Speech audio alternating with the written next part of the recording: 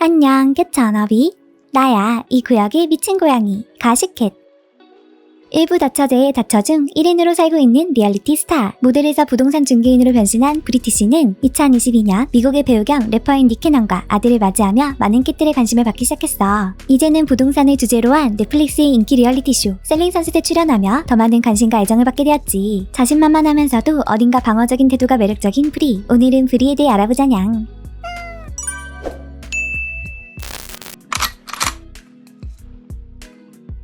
셀링 선셋의 배경이 되는 오펜하임 그룹은 부동산을 취급하는 공인중개 회사이지만 유난히 모델 출신의 직원들이 많은 걸 알 수 있어. 특히 사장인 두 쌍둥이가 키가 작은 편이기 때문에 더더욱 직원들의 기럭지가 눈에 띄지. 헤더도 과거 플레이보이 모델이었고 1000억짜리 집을 여전히 팔지 못한 더비나도 모델 출신이거든. 오늘의 주인공이자 새로 합류한 브리도 10대부터 모델로 활동한 모델 출신 부동산 중개업자야. 브리는 2018년 풋볼 쿼터백 선수와 결혼을 했다가 2021년 이혼하면서 모델에서 부동산 중개업자로 직업을 바꾸게 됐대. 팬데믹이 닥치기 직전에 저는 매일 중개업소에 가기 시작했어요. 이 일을 더 진지하게 받아들였고 인맥을 활용하며 그때부터 조금씩 수익을 올리기 시작했죠. 로스앤젤레스에서 태어나 자란 브리는 모태 모델일 것 같은 분위기와는 다르게 단 한 번도 모델 일을 해볼 생각이 없었대. 하지만 16살에 사귀고 있던 남자친구가 우연히도 모델과 관련된 일을 하고 있었고 남자친구의 엄마가 브리에게 넌 모델을 해야 돼 라고 얘기하곤 했었다나봐. 그 후 남자친구의 어민양이 모델 일을 소개해주었고 그 길로 모델 활동을 하게 되었다네. 브리는 모델 활동을 전혀 생각해본 적도 없었기 때문에 자신이 가진 잠재력이 무엇인지 혹은 어떻게 더 앞으로 나아갈 수 있는지 하나도 몰랐다고 해. 하지만 경력치가 쌓여가며 자연스레 커리어에 더 욕심이 생겼대. 그러던 중 브리는 지인의 초대로 니캐넌의 와이드 앤 아웃 쇼를 보러 가게 되었어. 현재 아기를 함께 양육 중인 니캐넌 말이야. 그날 지인을 통해 니캐넌을 소개받았고 약 1년 후 브리는 그 쇼에 직접 출연하며 니캐넌과 인연을 이어가게 됐지. 그리고 시간이 흘러 2022년 7월 브리는 니캐넌과 레전더리 러브캐넌이라는 귀여운 아들을 맞이했어. 브리에게는 첫 아이지만 니캐넌에겐 8번째 아이였어. 갑자기 무슨 심즈 같은 얘기냐고?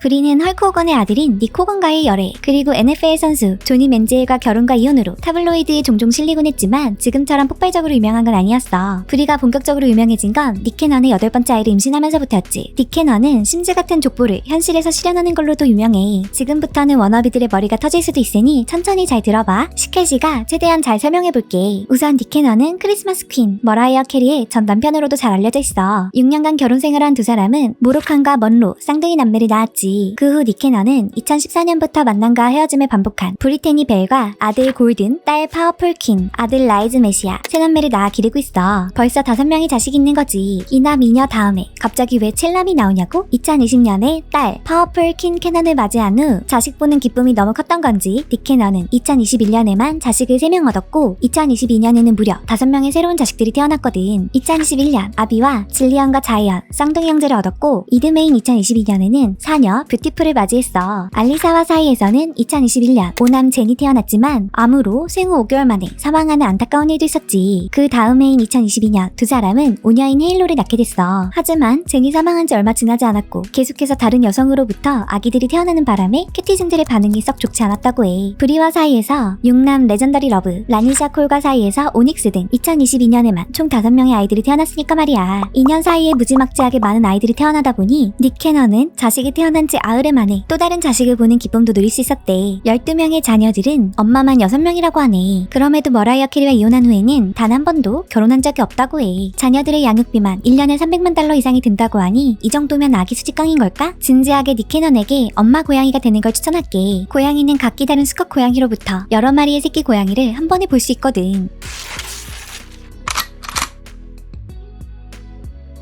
브리는 모델뿐 아니라 크리스틴처럼 영화, 드라마 등에 단역으로 출연하기도 했나봐. 소소한 역을 맡아 출연했기 때문에 영상 자료는 찾기 힘들지만 IMDb에 브리가 출연한 작품들이 정리되어 있어. 혹시 셀링 선셋을 열심히 본 워너비들이라면 브리의 과거를 알고 있는 카산드라가 나타났을 때 브리가 굉장히 방어적으로 굴고 있다는 걸 눈치챘을 거야. 마치 과거가 탄로나지 않길 바라는 것처럼 말이지. 이런 태도 때문에 미국의 캐티즌들이 브리의 과거를 조사하기 시작했대. 브리는 카산드라와 건너 아는 사이고 만난 적은 없다며 카산드라와 얽히고 싶지 않다는 의견을 분명했는데 말이야. 캐티즌들이 찾아낸 정보에 의하면 두 사람은 절친은 아닐지라도 알던 사이인 건 분명한가 봐. 2021년 10월 거대한 반지를 자랑하는 카산드라의 키스타그램 포스트에 좋아요를 누르고 너 진짜 예쁘다. 그리고 그 반지라는 댓글을 친절하게 달았던 게 부착되었거든. 카산드라도 해당 코멘트를 캡처해 나만 헷갈린 게 아니라 다행이다 라는 문구와 함께 올리기도 했어. 브리는 여전히 두 사람이 실제로 만난 적은 없으며 아는 사이가 아니라고 주장하고 있지만 말이야. 도대체 두 사람 사이에 무슨 일이 있었던 걸까? 카산드라는 브리와 어떻게 만나게 됐냐는 질문에 바틀 서비스 일을 하다가 만났다고 밝혔는데 이 바틀 서비스는 나이트클럽이나 바에서 테이블을 예약하고 샴페인 등의 주류를 주문하면 바틀걸들이 테이블에 배정되어 병을 나르고 술을 따라주는 서비스야. 테이블 하나당 15,000달러에서 20,000달러 이상이 드는 일종의 VIP 서비스라고 할 수 있지. 대충 눈치를 챘겠지만 브리와 카산드라가 일했던 바틀걸들은 도끼 가득한 의상을 입고 서비스를 해. 그래서 2차로 에스코트까지 한 게 아니냐는 의혹이 있는데 바틀걸들의 에스코트는 선택적이라고 하네. 시케지가 우연히 카산드라가 과거 제임이라는 가명으로 바틀 서비스에 대해 인터뷰한 내용을 입수했어. 카산드라는 당시 플레이보이 모델리도 겸하고 있었는데 플레이메이트였던 한 친구가 남자친구와 나이트클럽을 열게 되며 카산드라가 예쁘고 인맥이 넓은 데다 세일즈 경험이 있고 SNS 팔로워도 있다며 바틀걸이 되어보겠냐고 건의했나봐. 미술품 딜러로서 연봉 200만 달러가 넘는 돈을 벌었지만 바틀걸로 일하며 더 적은 시간에 더 많은 돈을 벌 수 있었기 때문에 카산드라는 원래 직업을 포기하고 바틀걸을 직업으로 삼게 됐다고 해. 배우, 백만장자, 운동선수, 가수 등을 가까이서 만날 수 있었고 인맥을 쌓는데도 큰 도움이 됐다고 하네. 브리가 항상 인맥이 넓다고 자랑을 했었는데 일부 캐티즌들은 그렇게 자랑하던 인맥이 나이트클럽에서 일하면서 쌓은 거였냐며 비판하기도 하나봐. 다시 카산드라 얘기로 넘어오자면 카산드라는 헤더와도 친분이 있다고 방송에서 밝혔는데 둘 다 플레이보이 모델이라 과거에 친하게 지냈었나봐. 카산드라의 예전 인스타그램 포스트에 헤더와 찍은 사진이 여러 장 있던걸? 헤더도 꽤 수위 높은 사진과 영상을 찍었지만 카산드라도 전라 노출 촬영을 많이 진행했어. 그래서 브리가 리유니온에서 인터넷에 자기 소중이 사진을 올린 여자한테 인생 설교를 들으면 기분이 안 좋다 라는 이야기를 한 거야. 정말 복잡해. 역대급 혼잡한 셀링 선셋 시즌이었어. 생각해보니 혹시 시케지도 니케나 내 자식인 건 아닐까? 농담이다냥. 엑소엑소 가시켓.